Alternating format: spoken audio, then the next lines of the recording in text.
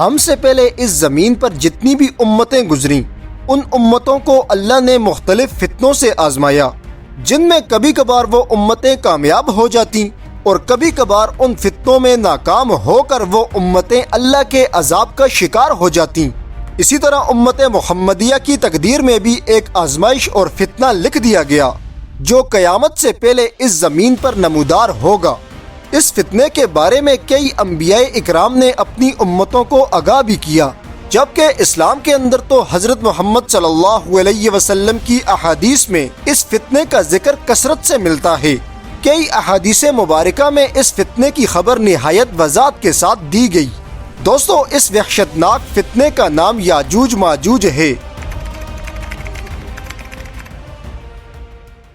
یاجوج ماجوج وہ قوم ہے جس کی پیشن گوئی نہ صرف نبی علیہ السلام نے بلکہ توریت اور انجیل جیسی کتابوں کے اندر بھی کی گئی، جبکہ ان دونوں کتابوں کے اندر ان لوگوں کو گوگ مگوگ کے نام سے پکارا گیا۔ حقیقت میں یاجوج ماجوج دو قومیں ہیں جو حضرت نوح علیہ السلام کے تیسرے بیٹے یافس کی اولاد ہیں۔ یاجوج ماجوج کے بارے میں تاریخی کتابوں سے ملتا ہے کہ یہ لوگ شمال مشرقی ایشیا میں زندگی بسر کرتے تھے۔ یہ لوگ جنگجو، غارت گر اور ڈاکو قسم کے لوگ تھے جو اکثر اپنے ارد گرد کے علاقوں پر وحشیانہ حملہ کر کے لوگوں کو نقصان پہنچاتے اور ان کا مال و اسباب چھین لیتے۔ آبادی کے لحاظ سے یہ لوگ انسانوں سے کئی ہزار گنا زیادہ ہیں۔ ان کی آبادی چین سے مغرب میں ترکستان تک پھیلی ہوئی تھی۔ روایتوں میں آتا ہے کہ یاجوج ماجوج بنی آدم میں سے ہیں جو یافس بن نوح کی اولاد اور ترکوں کے جد امجد ہیں۔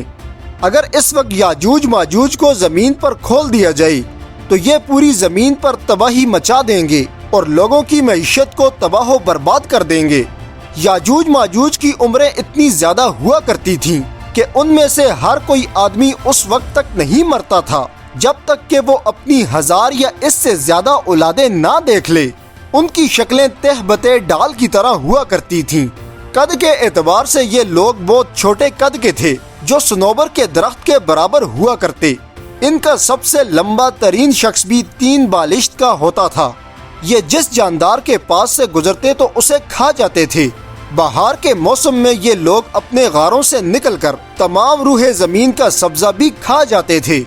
ہزاروں سال قبل جب اس قوم کی نافرمانیاں حد سے تجاوز کر گئیں تو اللہ نے اپنے ایک نیک بندے کو حکومت عطا فرمائی جنہیں ذوالقرنین کے نام سے جانا جاتا ہے۔ اللہ تعالیٰ نے اس بادشاہ کو زمین کے ایک بڑے حصے پر حکومت عطا فرمائی۔ حضرت ذوالقرنین ہی وہ واحد بادشاہ ہیں جنہوں نے مشرق سے لے کر مغرب تک کا سفر کیا۔ مورخین کے مطابق ذوالقرنین کے نام سے قرآن مجید میں جس شخص کا ذکر آیا یہ وہی بادشاہ ہے جنہیں خورس یا سائرس اعظم بھی کہا جاتا ہے۔ جب حضرت ذوالقرنین علیہ السلام نے شمال کا سفر کیا تو آپ کا گزر مشرقی ترکستان اور مغلستان کے علاقے سے ہوا۔ یہ علاقہ 2 عظیم پہاڑوں کے درمیان آباد تھا اور پہاڑ کے دوسری طرف یاجوج ماجوج رہا کرتے تھے۔ پہاڑوں کے بیچ رہنے والے لوگوں نے ذوالقرنین سے یاجوج ماجوج کے فتنے کی شکایت کی اور کہا کہ یہ قوم بار بار ہمارے علاقے میں حملہ کر کے فساد پھیلاتی ہے۔ لہٰذا حضرت ذوالقرنین نے اس سرکش قوم کی یلغار سے حفاظت کی خاطر ان پہاڑوں کے درمیان ایک مضبوط دیوار تعمیر کروائی جو لوہے اور پگھلے ہوئے تانبے سے بنائی گئی تھی۔ اس لیے اس وقت تک یاجوج ماجوج اس دیوار کے پیچھے قید ہیں، جو روزانہ اس دیوار سے نکلنے کی ہزاروں کوشش کرتے ہیں مگر ناکام ہو جاتے ہیں۔ بہرحال اس دیوار کی تعمیر مکمل ہونے کے بعد حضرت ذوالقرنین نے اللہ کا شکر ادا کیا اور آپ نے لوگوں کو آگاہ بھی کیا کہ یہ دیوار وقتی طور پر تمہاری اس قوم سے حفاظت کرے گی، لیکن دنیا کی ہر چیز فنا ہو کر رہتی ہے، لہٰذا ایک دن یہ دیوار بھی ٹوٹ جائے گی اور پھر یاجوج ماجوج اس پوری زمین پر پھیل جائیں گے۔ جیسا کہ قرآن پاک میں اللہ تعالیٰ ارشاد فرماتا ہے، یہاں تک کہ جب یاجوج ماجوج کھول دیے جائیں گے اور وہ ہر بلندی سے دوڑتے ہوئے آئیں گے۔ حضرت ابو ہریرہ روایت کرتے ہیں کہ رسول اللہ صلی اللہ علیہ وسلم نے ارشاد فرمایا، پھر وہ دیوار توڑ کر لوگوں پر نکل آئیں گے، سارا پانی پی جائیں گے اور دیگر لوگ قلعہ بند ہو جائیں گے۔ جس وقت یاجوج ماجوج کو آزاد کیا جائے گا تو وہ تمام سمندروں کا پانی پی کر سمندروں کو خشک کر دیں گے۔ یہ وہ زمانہ ہوگا جب دجال کے قتل کے بعد حضرت عیسیٰ علیہ السلام اسی زمین پر موجود ہوں گے، مگر حضرت عیسیٰ بھی یاجوج ماجوج کی وجہ سے دیگر لوگوں کے ساتھ قلعہ بند ہوں گے۔ یاجوج ماجوج کچھ ہی دنوں میں پوری زمین پر پھیل کر لوگوں کی فصلوں کو تباہ و برباد کر دیں گے، پوری زمین سے تمام پانی کو پی کر ختم کر دیں گے۔ ان کے سامنے جو بھی انسان آئے گا وہ اس کو قتل کر کے کھا جائیں گے۔ اس طرح یاجوج ماجوج پوری زمین پر پھیل کر زمین پر قبضہ کر لیں گے۔ پھر اس کے بعد وہ اپنے تیر آسمان کی طرف پھینکیں گے، جنہیں اللہ خون لگا کر واپس نیچے پھینک دے گا۔ تو اس پر یاجوج ماجوج کہیں گے، ہم نے زمین والوں کے ساتھ ساتھ آسمان والوں پر بھی غلبہ حاصل کر لیا۔ ایک روایت میں آتا ہے کہ بے شک ہر رات میں یاجوج ماجوج اس دیوار کو توڑتے رہتے ہیں۔ جب وہ دیوار مکمل ٹوٹنے کے قریب ہوتی ہے تو انہیں سورج کی شعاعیں نظر آتی ہیں، جس پر وہ لوگ کہتے ہیں چلو باقی دیوار کل توڑیں گے۔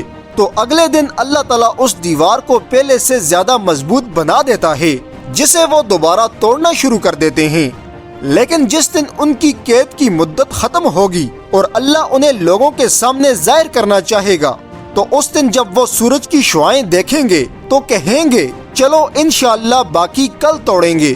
تو انشاءاللہ کی برکت سے وہ دیوار اتنی ہی رہے گی جتنی کہ وہ صبح کے وقت چھوڑ کر گئے تھے۔ یوں اگلی رات وہ باقی تمام دیوار کو توڑ کر باہر نکل آئیں گے۔ دیوار توڑنے کے بعد یاجوج ماجوج زمین پر خوب قتل و غارت گری کریں گے۔ اور دوستو یہ سب قیامت کے بالکل قریب ہوگا۔ جس وقت یاجوج ماجوج کا فتنہ اس پوری زمین پر پھیل جائے گا تو اس وقت مسلمان ان کے فتنے سے تنگ ہو کر حضرت عیسیٰ سے دعا کی درخواست کریں گے۔ پھر حضرت عیسیٰ اللہ سے دعا کریں گے کہ اے ہمارے پروردگار، ہمیں اس آزمائش سے نجات عطا فرما۔ تب حضرت عیسیٰ کی دعا کو قبول کرتے ہوئے اللہ تعالیٰ یاجوج ماجوج کی گردنوں میں کیڑے پیدا کر دے گا، جس سے وہ فوراً مرنا شروع ہو جائیں گے۔ تب اس وقت اس پوری زمین پر یاجوج ماجوج کی لاشیں پھیلی ہوں گی اور اس کے ساتھ پوری زمین بدبو سے بری ہوگی۔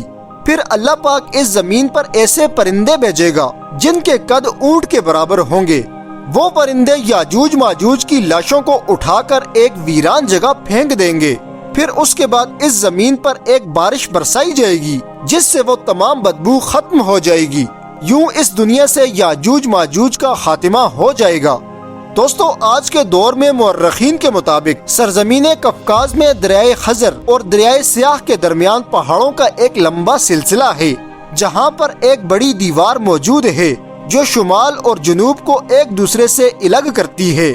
قدیم دور کے لوگوں سے پتہ چلتا ہے کہ یہاں پر کسی زمانے میں لوہے کی دیوار نظر آیا کرتی تھی، جس کو اکثر لوگ دیوار ذوالقرنین کہا کرتے تھے، جبکہ کچھ مورخین کے مطابق دیوار چین ہی ذوالقرنین علیہ السلام کی دیوار ہے۔